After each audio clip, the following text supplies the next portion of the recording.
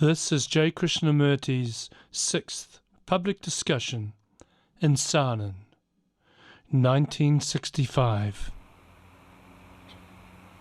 What shall we talk over together this morning?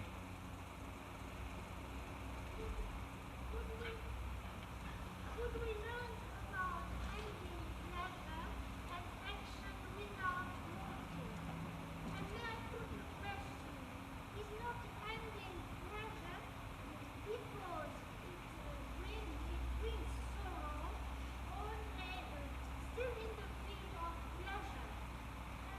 And we don't have pleasure because we like it.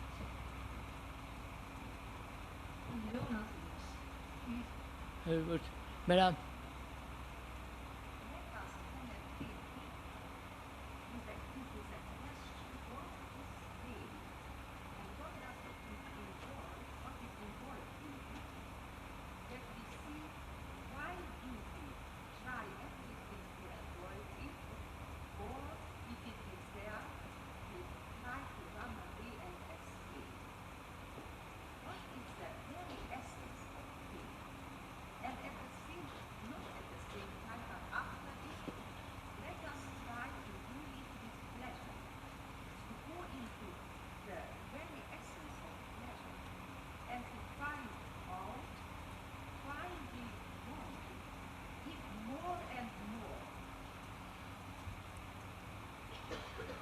What's the first question? What is the essence of pain and what is the essence of What's the other question? Why do we want pleasure more and more? And the other question? What is the essence of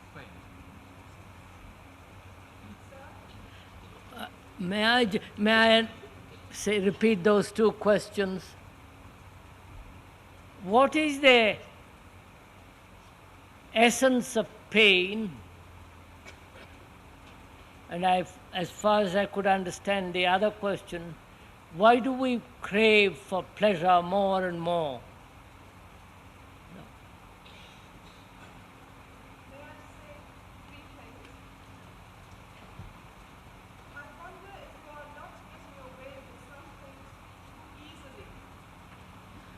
You said that the essence of time is no time. You said that to be healthy is to be vulnerable, and to be ill is to be invulnerable. That's the first thing. The second thing, why have you not spent years and all months of those years at some school? As At some school, such as Rishi Valley. The third thing, whether one has gone very far or not very far,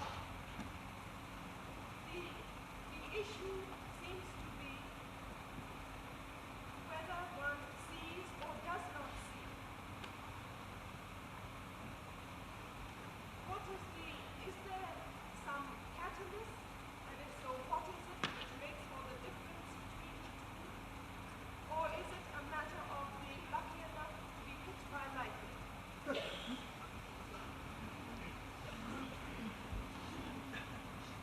the other question is, haven't you rather gone rather easily and quickly into the question of time by saying time is no time? And also vulnerability, of which we talked about yesterday.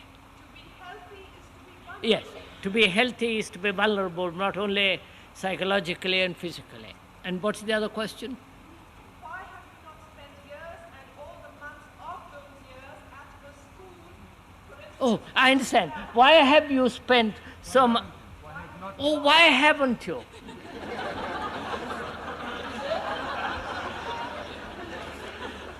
Why haven't you spent much longer time at the schools in India, to which I go every year for a month? Is that it?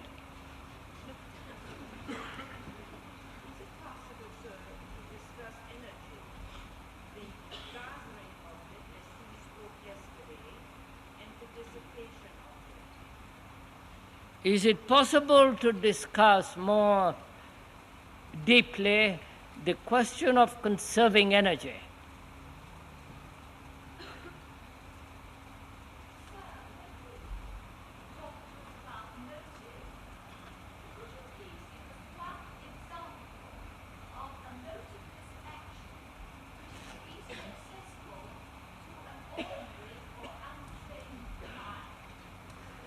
Would you please explain motive and give an example of an action which is not without motive?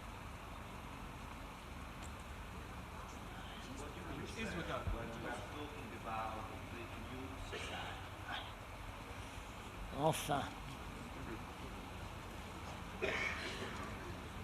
What do you mean when you talk about a new society?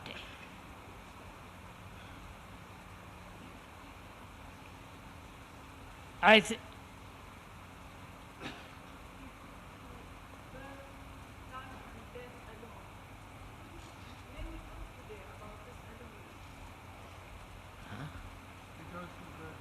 Huh? We go through birth, life, and death alone, and there we speak about this alone. We go through birth and death, life and death alone. Would you please talk about more of that aloneness? Is that it? Huh? Yes, talk about it. Now that's enough question.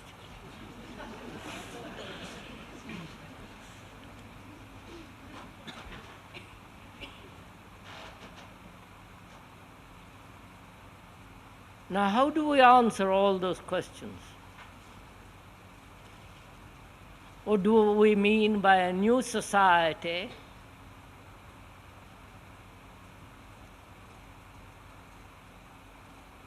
Aloneness, life and death, and have you not slurred over, rather too simplified, time by saying no time? And why don't you spend much longer time in those two schools in India?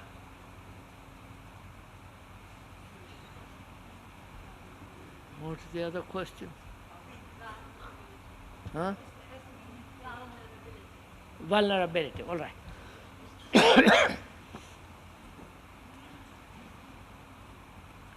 How do we answer all these questions?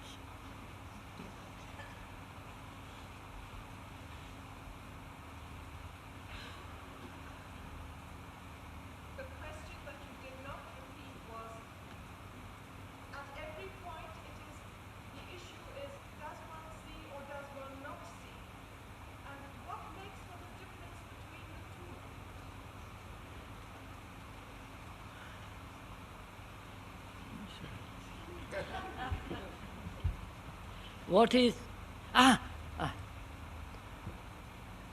What is the difference between seeing and not seeing? What brings about, what turns the key in the lock? One does not see and then one does see. One never can see. Why not? What makes the difference? Sometimes one sees and most of the time one does not see. What is the reason when one does see? Right?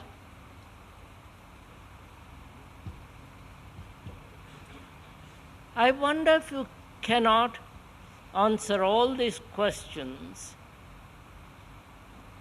I'm just suggesting it.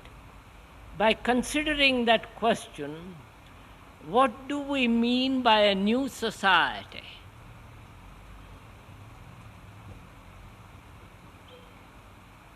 May we explore that together, and perhaps in that exploration we shall be able to answer all these questions. May we? Except the question why I don't spend much longer time in the two schools I go every year for a month, much longer, for a very simple reason. I haven't the time. You know, there are two schools in India, one in the north and one in the south. And I spend in each place about a month. And also I spend nearly a month in each place in Bombay, Delhi, Madras. So about 4.5 months are spent in India, and that's enough. What do we mean by a new society?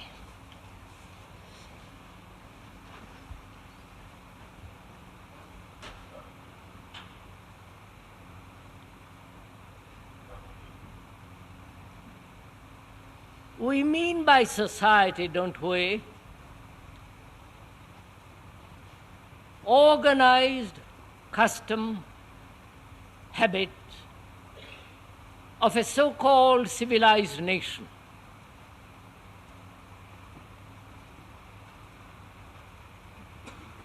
That is generally understood, according to the dictionary meaning, which I looked up this morning by chance.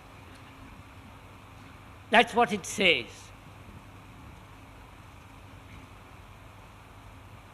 Now, the society in which we live is based on acquisitiveness, greed, search for power, prestige, position, and all the rest of it. And we are concerned not only with the transformation of the human being, but also are concerned with bringing about a radical change in society, because the human being cannot possibly exist outside of society. He's part of society.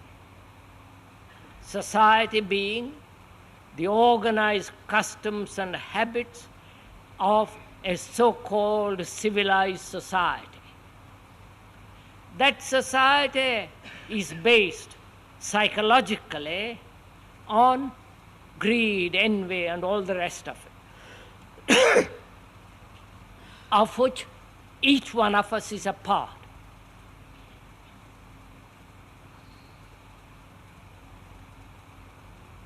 And is it possible to bring about a change in the human being apart from society?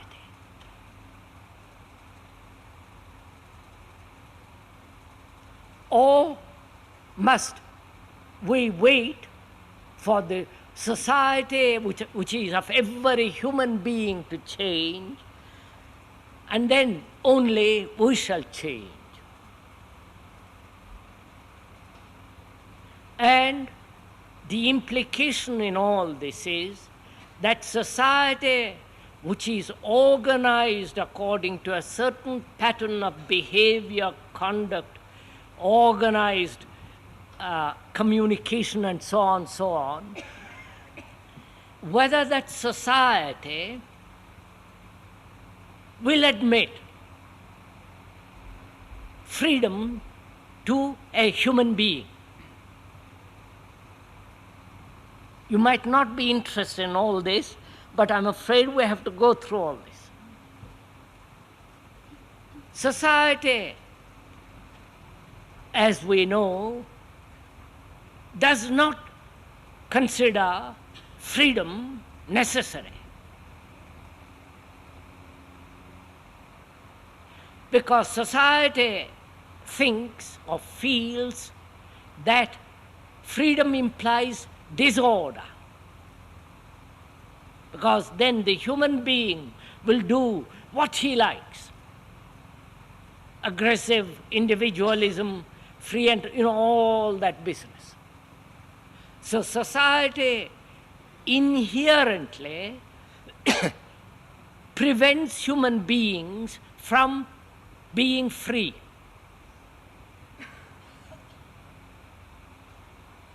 And can a society exist with a group of people who are free and yet part of society? All these questions are implied. That a society as it is is not the ground, the area in which human freedom can grow. So, does a human being seek freedom outside the area of society, or living in society,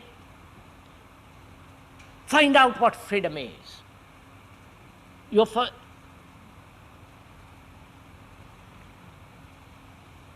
Now, we have been talking about freedom. Freedom which is not a reaction, freedom which is essentially a state of mind that is, which has put away greed, envy, ambition, self-fulfillment, aggressiveness, and all that. By negating the positive, there is freedom. We've discussed the other day sufficiently what is the positive. The area of the human being, society, which is positive. By negating that, not intellectually, verbally, idealistically, but theoretically, but actually negating it, that is, the human being be in a state of freedom in which aggressiveness, domination, the search for power, self, does not occur, does not take place. It is only then there is freedom.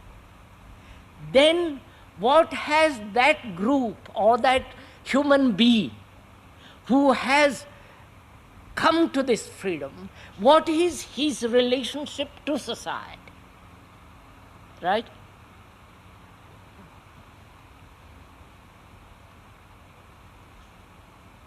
Now, to understand that, one has to explore, I think, this question of life, death, and the futility of a life that faces the inevitable death. Right? Please bear all this in mind, what we said previously about society. Our society is based on life and death. Not as a cycle of life and death, but living and dying.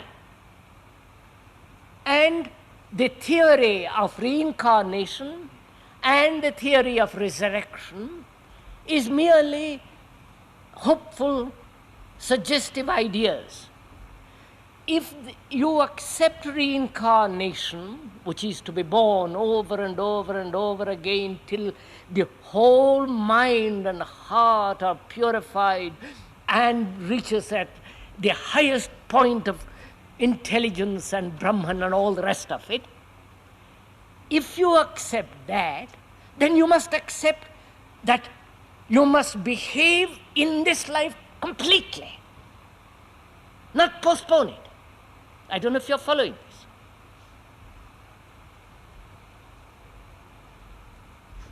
If you accept or believe in reincarnation, continuity in next life, then it is of tremendous importance what you are now, not what you will be tomorrow, next life. Because the next life is shaped by what you are now, right? So reincarnation is not merely a continuity of a human mind and all the rest of it, but it implies that you behave in such with such tremendous understanding that next life you have reached a tremendous height, not gone behind. You follow? So, next life is not important, but what you are now. You're following all this? So the comfort that one derives in reincarnation, the comfort, is denied when you have to face life now. I don't know if you're following all this.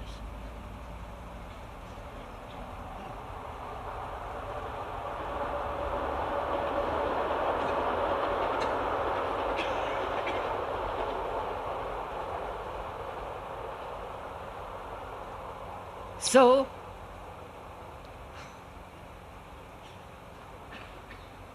our society is based on life and death and the futility of a life that ends in death. Therefore, a society that gives significance according to a certain pattern and not living in itself, but a significance to life. Right? So, a human being living in a society that has no significance in living because there is death, life becomes very superficial, meaningless, frustrating, despairing, without significance. And therefore we say, what is the purpose of life? Or establish a satisfying purpose, which is not living. I don't know if you're following all this. Please, this requires attention, not agreement, or this requires tremendous inquiry. So, the society in which we all live only breeds more superficial activity as amusement, as the mass, as the entertainment, and so on, so on. And therefore, life becomes meaningless because there is death. I may go to the office every day for the next 40 years. My God, just think of it.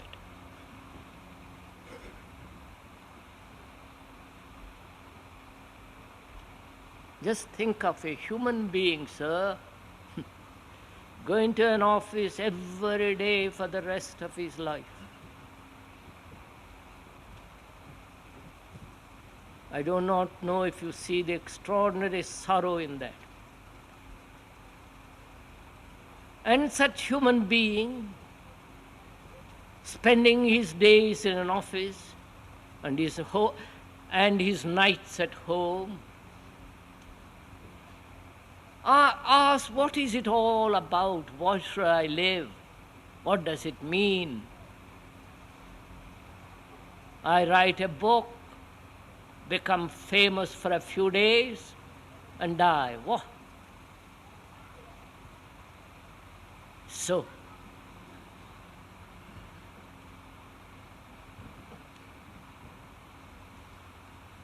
unless we find, not substitute an ideal, a significance, unless we find a different way of living, that is, a different outlook, a different feeling about life,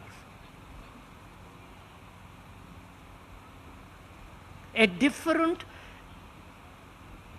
inward state of mind. Though there is death, then it will be a total cycle. Right? Am I making that clear or not? Please, I want to go step by step. Last point's not clear. Huh? Last point is not clear. That point is not clear. Look, sir, civilizations in the past have lived like Egypt. Not that I'm an Egyptologist, I don't know, I'm just watched things in life. Have lived in order to die. All living is an end. Therefore, they prepared living in order to die. The others, other civilizations, knew only birth and death as a movement in a whole of life, whole of existence. And we, modern people, belong to neither.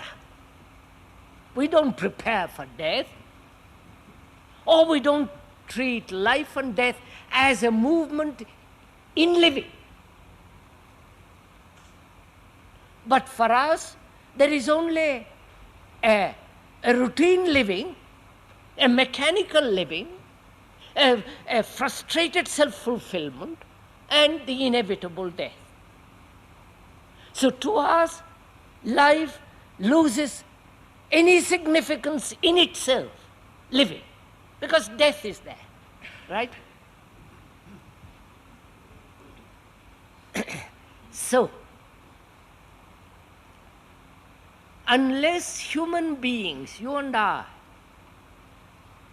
because the others are not interested in this. You are here and I'm here. We are talking together. Therefore, you and I are interested in finding a new way of living, a new society, outside the society, not inside the society. Though living inside the area of what we call society, not belonging to it,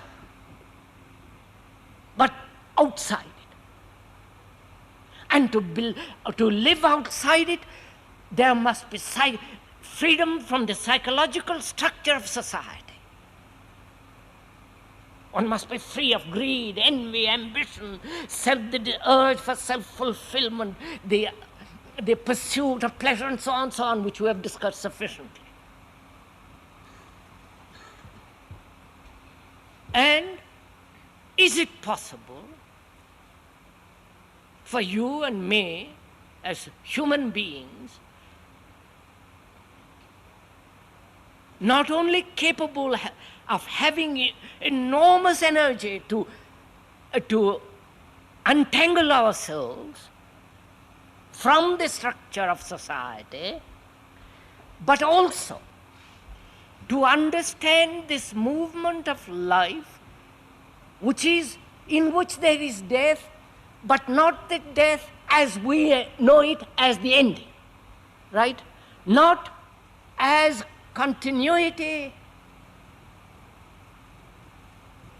in next life, right? Am I making myself clear? Oui, madame?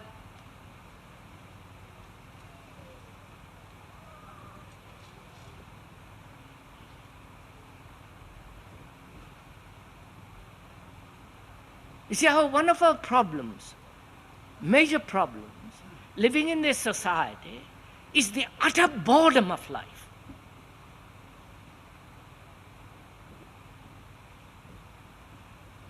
You may have pleasure, you may have cars, you may have God knows what else. But you follow? And this boredom, this indifference, this mechanical living leads to further misery, further all the rest of it. And so one has to understand as a human being a life in which there is death, but not a continuity as the me in next life. So, I I have to see this, right? Now I'm going to try and answer the question of seeing.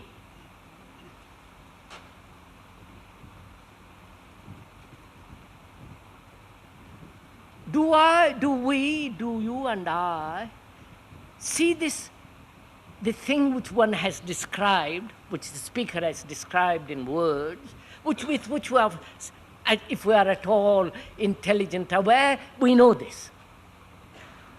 Whether in the communist world, on the Christian world, or in the Asiatic world. This is the way we live.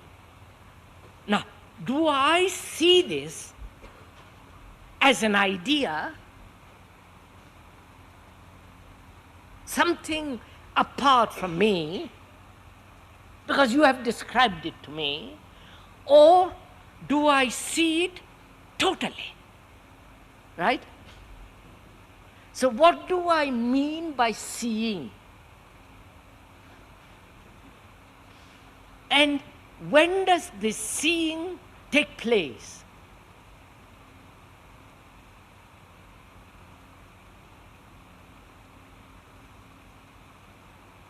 I know I can see in fragments. My behavior isn't good today. I'm moody. I'm angry. I'm obsessive, rude, dominating, and so on. And next day I see something else. Try to deal with each fragment as it arises.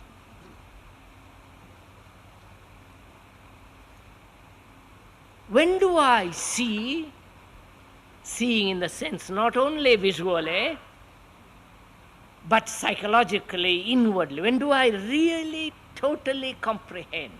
Not as in fragments, but totally life, in which is the living and the dying, and a life which is not merely ending.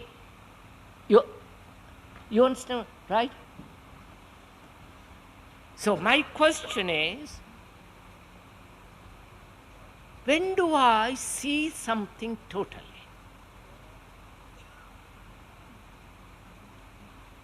Not in fragments, not life as death, you're following? Not life as living for 60 years and dying. Not the understanding of death because I'm so frightened of it, and therefore I'm not living. I don't know if you're following all this. When I'm frightened of death, I'm not living. So, when do I see living, dying, living in which is dying, and living, seeing the whole of it, not only as a human being, but also in relationship to society, and being free from society as psychologically, you following? When do I see this whole thing so completely, so that there is no death, no living as misery, no striving as trying to come to some superhuman state, or making tremendous effort to reach greater pleasures?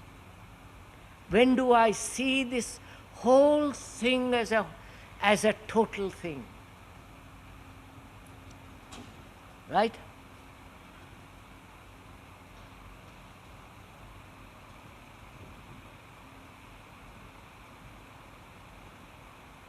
Are you waiting for me to answer you?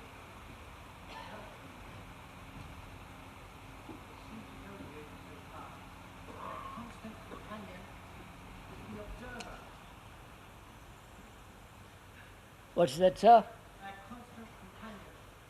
Constant? Constant companion is the observer. You see, sir, we've been through that. I do not know if you have been here from the beginning of these talks, of these so-called discussions, and the 10 previous talks. We went into that. And if you don't mind, sir, it would be a pity to go back to that.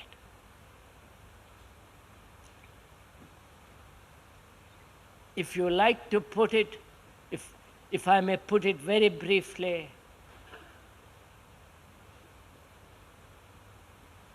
when there is a thinker, the observer, the experiencer, which is the senser, the companion, can there be a total observation? So let us, if you don't mind, we'll proceed. We asked, are we waiting for an answer from the speaker? How to see totally?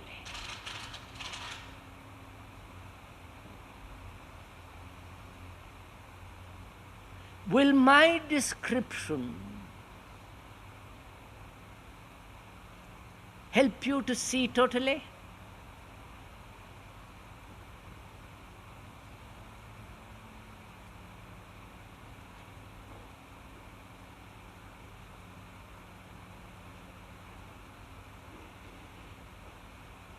Or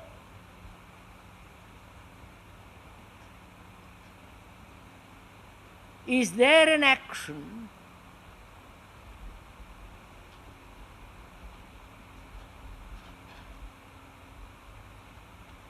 in which, I'm trying to find words, is there a total action in which there is neither the fragment nor the observer nor an idea as the observer, but only action? All right, I'm coming to it.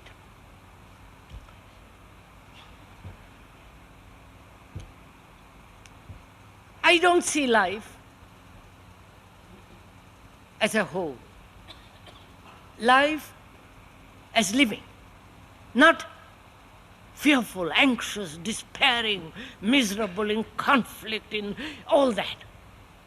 And that life, in that life there is death also. And that dying is not an ending, but living. You're following?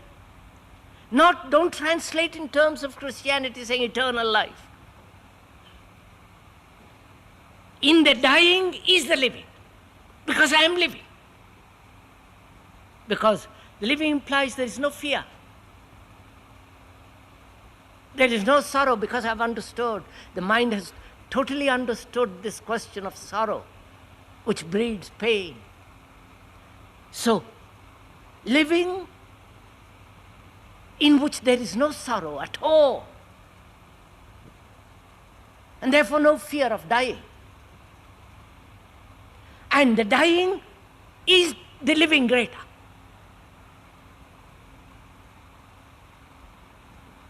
How do I, who am accustomed to see everything in fragments, living and dying, living in misery, squalor, poverty, inwardly, outwardly, struggling, trying to and dying.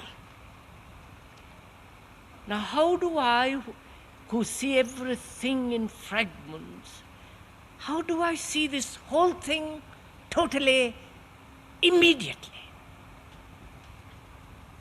There is no process of seeing totally a process. I don't know if I'm making myself clear. If I say I'll practice, I will do this, I will do that, I'll meditate, I will practice awareness constant.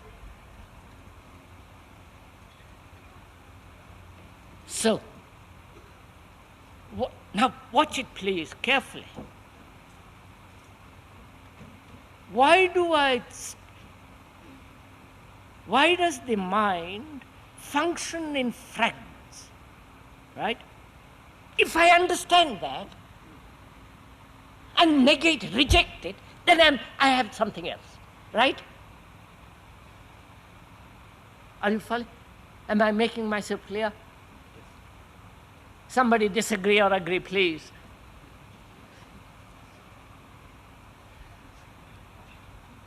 Look, I have divided life into office, sex, family, the neighbor, and against the neighbor, the religious life, the life of amusement, the monk, follow? The professor, the various departments separate from each other as the artist, as the scientist, as the housewife, and so on, so on. Why do I do this?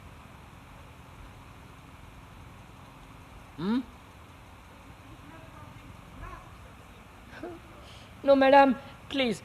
Listen, please. I have put the question, right? Don't try to answer it immediately. Let it soak.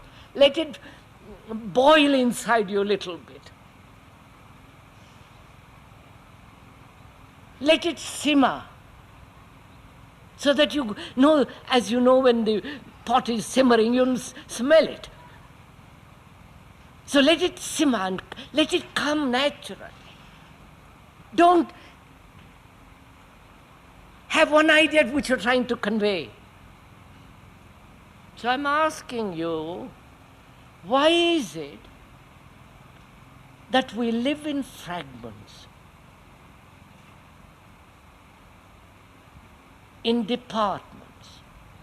The artist, the writer, the scientist, the businessman, the religious man, the professor, why?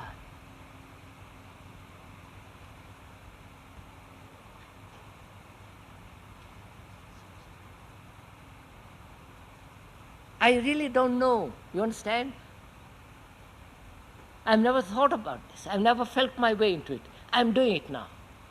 Right? So we are doing it together. I want to find out why. Not and as an idea. It must be the truth, not some opinion. Why do we do this?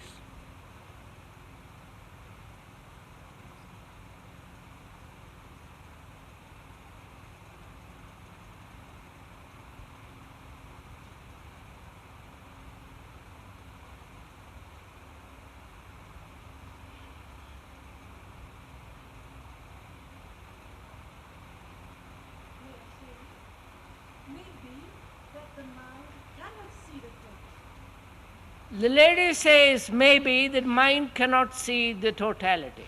Then you have blocked yourself. Finished. When you say it maybe mind can't, you have stopped.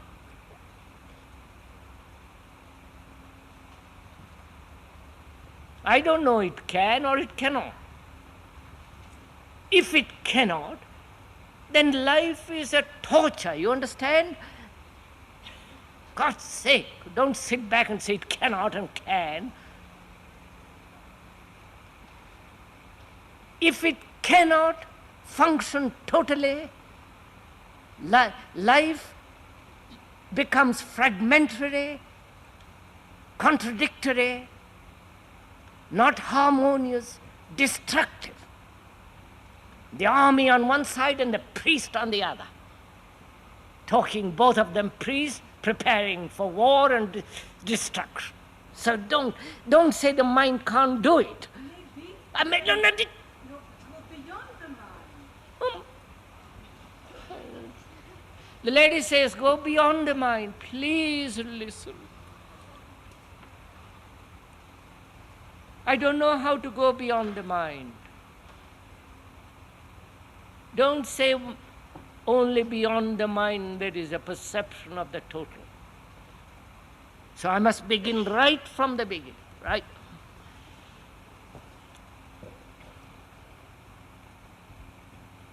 When do you see anything?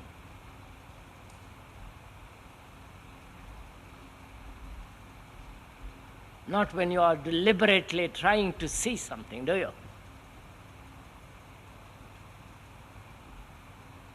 When you, when you want to understand somebody or yourself, you look. But if that look is a deliberate, purposive, full of effort, then you have spent your energy in effort, in deliberation, in a purpose. So to look, those must be absent. Therefore, your look must be effortless, easy. There must be no motive.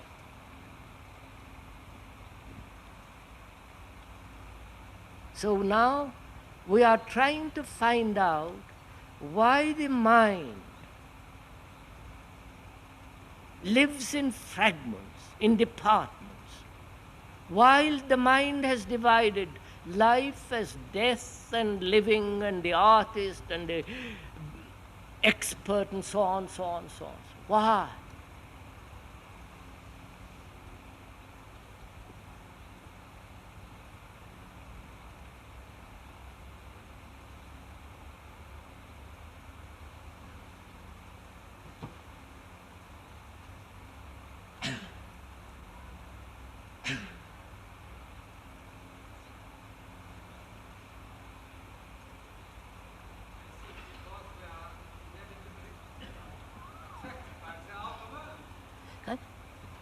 All right. Why do you divide the outer life and the inner life? What, sir?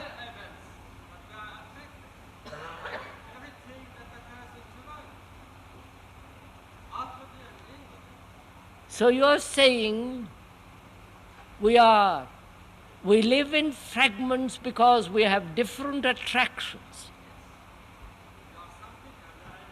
Oh, that's enough, sir, that's enough. I think that this division is strictly connected with the existence of a motive. We have a motive, so we have something to reach, and so we have to concentrate of some way or another way. The motive generated the division, the necessity to concentrate energy.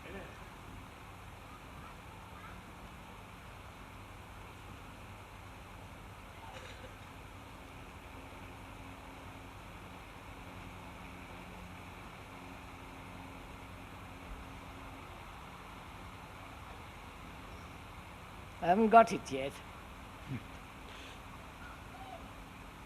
seems that we give substance to the ego by clothing it in these various guises. We give substance to the ego by clothing it in various guises. We give substance to the ego by clothing it in different ways. If the mind could be perfectly quiet, perhaps we could see. If the mind could be perfectly quiet, then we could see the total.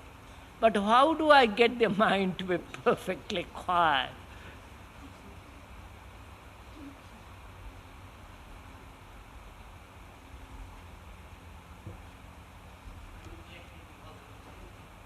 Come on. By rejecting positive thinking. Sir, look, make it much simpler than this. I've got it, right?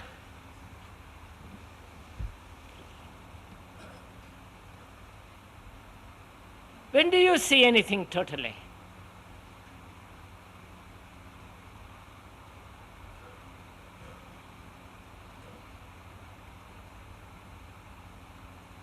Now, leave that for the moment.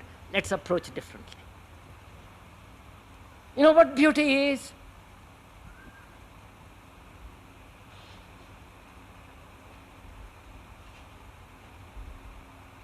Do you? Huh? Please don't answer. Don't jump to words and say something. Don't. What is beauty? Is beauty brought about by any stimulus? When you see a beautiful mountain, a magnificent building, a lovely face, or read a poem, or listen to a music, or see the light on the snow of an evening,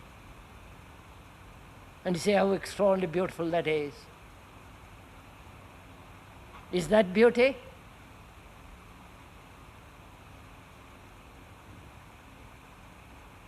Does beauty depend on stimulus? And you don't agree or disagree, because if you are not going to go through this, you have to feel what beauty is, not agree with words or not. So one has to find out. Sorry, that's why I close my eyes, because you are all in agreement or disagreement. Therefore, you are not inquiring. If beauty is dependent on stimulus, then the reaction of that stimulus depends on the various characteristics, conditionings, temperament. Therefore, it becomes merely good taste, and which has nothing whatsoever with beauty.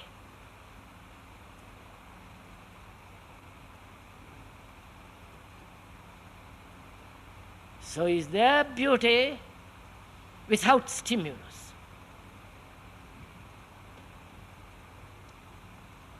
I can see the lake, clear, blue or green, with extraordinary life in it. And the reflection of the mountain on it. Does that make me feel beautiful? Or do I know beauty from that? Or is beauty independent, something entirely different from any stimulus, from any reflection on the water, the mountains, the face?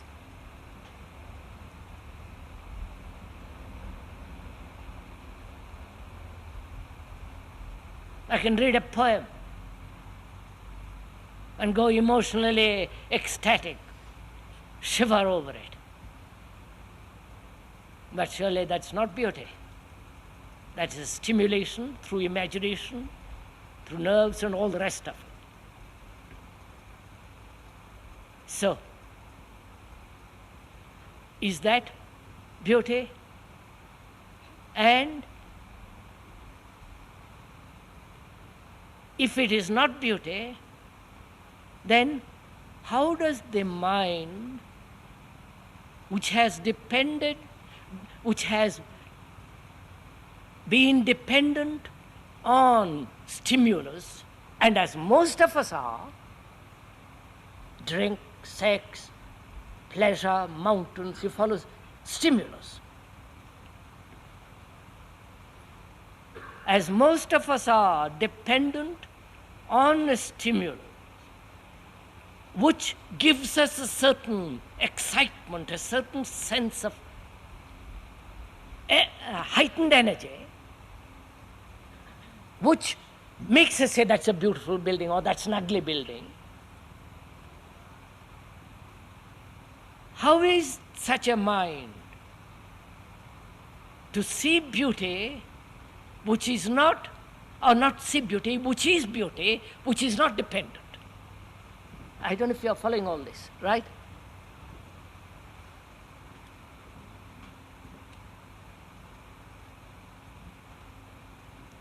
leave it there for the moment. I'm coming at it from different ways. What is love?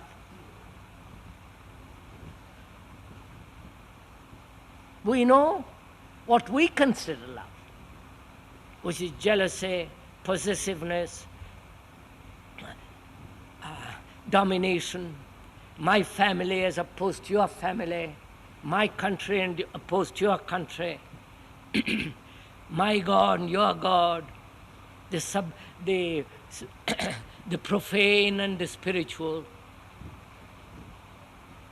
which are all fragments, right? Do I know love without jealousy? Without possessiveness?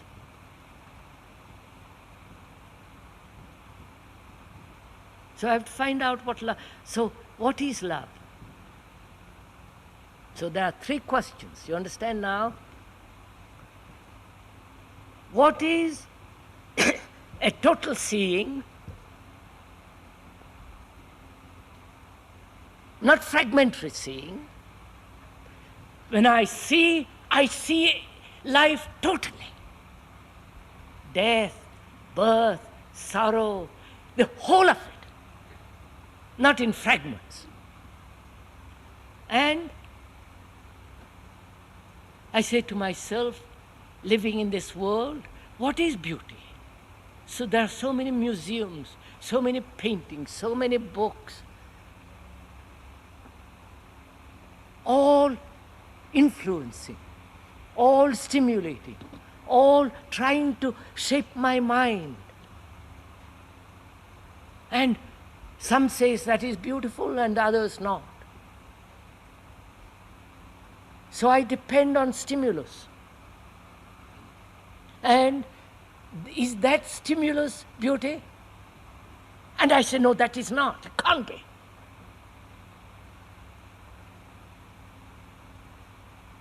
Seeing a beautiful building or a beautiful face or a mountain or the reflection on the water and saying that's beautiful, I know that's not beautiful.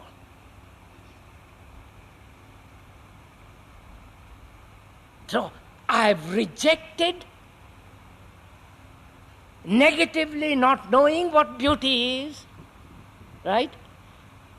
Rejected what has been considered beauty, which is a stimulant, right? I've rejected it completely, right? Please follow this. And also, I see what love is, as we know it, as we human beings know it. Jealousy, anxiety, sense of loneliness, becoming not feeling loved and wanting to be loved, sentimentalism, emotionalism, possessiveness, all the ugly turmoil of despair in it. Right? And I see that is not love. Fact, not an idea. I say that can't be.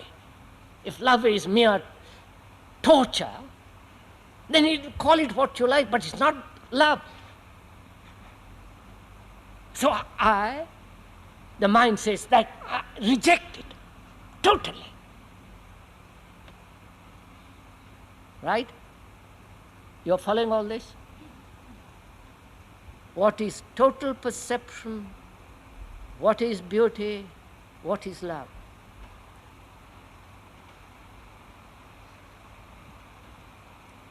When I reject, without motive, without reaction, what has taken place?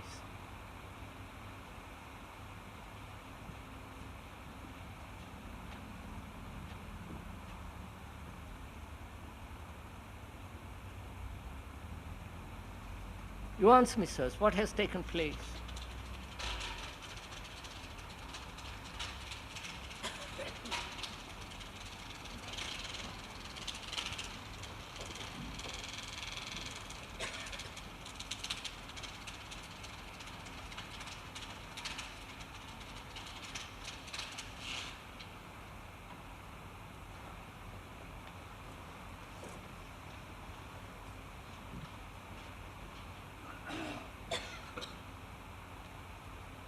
Right? What has taken place? My mind is in a state of negation, isn't it? Do listen to it carefully. Right?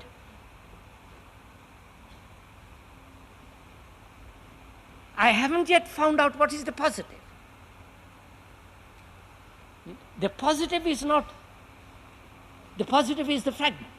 But denying all that, my state is in a negation.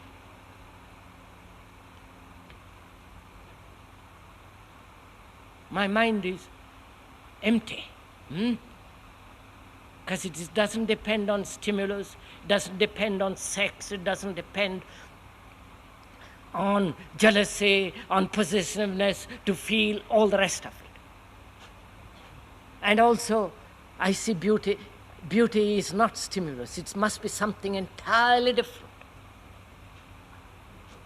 And also I see living in fragments can never bring about the total. Putting the fragments together can never bring the total. So I see all that. And I'm in a state of negation.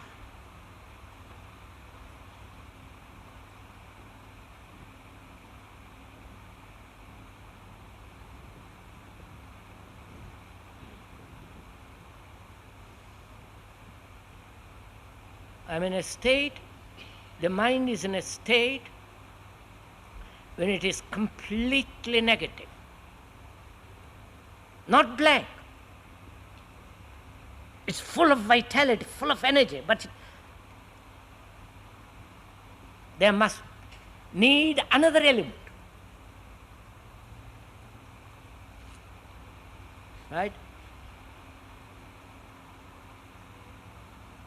Are you following all this? Or rather, I'm making myself clear.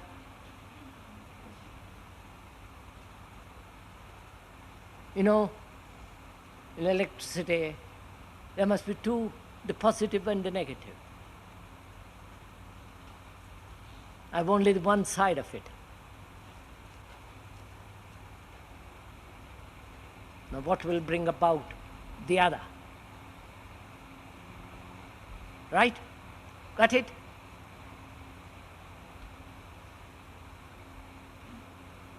The negative has its own movement. Right? It is not still. It has its own movement.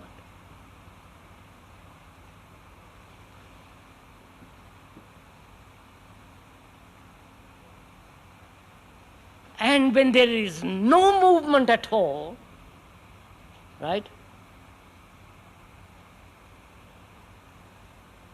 then there is a positive that comes to meet it. Right? You're following this? Look at it yourself, sir. Don't listen to me. Do it, and you will see it in a second.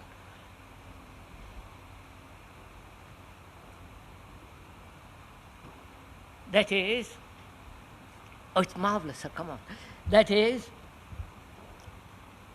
the mind has lived on fragments and is in a state of continuous conflict, effort, and competition. And that mind now says, finished. I'm not going to enter into that field at all. But in not entering into that field, it has become negative. Because I see the absurdity of it. The mind sees the foolishness, whatever word it is. And because negative, the negative state has its own movement, right? And it is only when that negative state is completely still, not blank, but full of energy and therefore stillness, then the positiveness comes into it. Not from any direction, but in itself.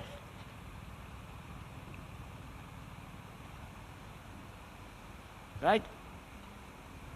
This needs little thinking, careful.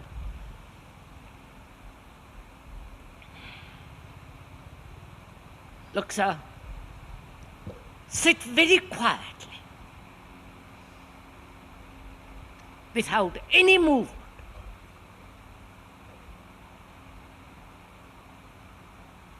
What happens? Your mind wanders off. You try to control it. Try to resist it. Go through all that quickly. But your mind, your body, your nerves, your brain cells, the whole thing is quiet. Right?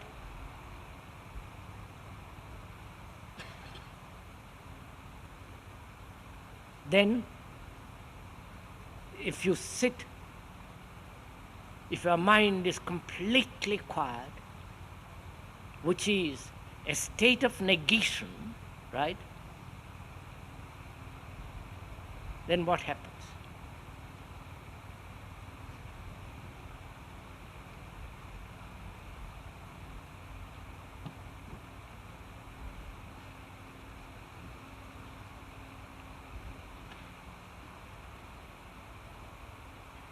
There is another factor coming into it, isn't there? There is another movement taking place in it, which is not created by any stimulus, but because it is so completely in a state of void, emptiness, negation, passiveness, right? In which there is no movement at all. The movement created by a negation which says, I must go further, right? Are you, right? Then, wait, see what happens.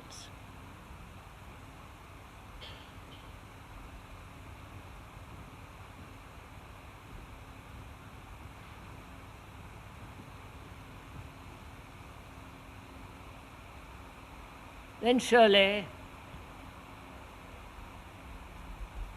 there is a movement which is not created by the mind. But the mind has nowhere to go. The mind is not expecting an answer, waiting, hoping, searching, looking, finding. So when there is an absolute negative, passive stillness, in that comes a different movement. Therefore, the positive and the negative are meeting. That is the man and the woman, if I can call it. I'm sorry, I mustn't call it anything. The two are met, right? Now, with that mind, right, look.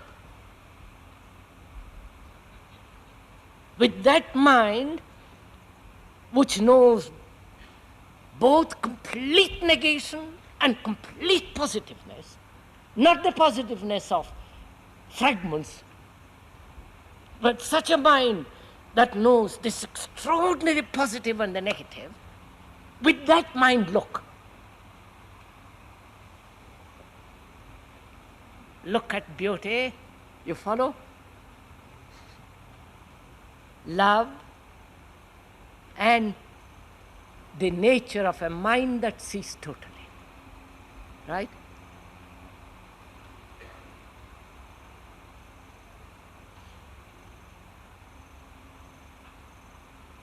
So, now, so it's only a mind that is completely still with this passive negative state that can see it totally.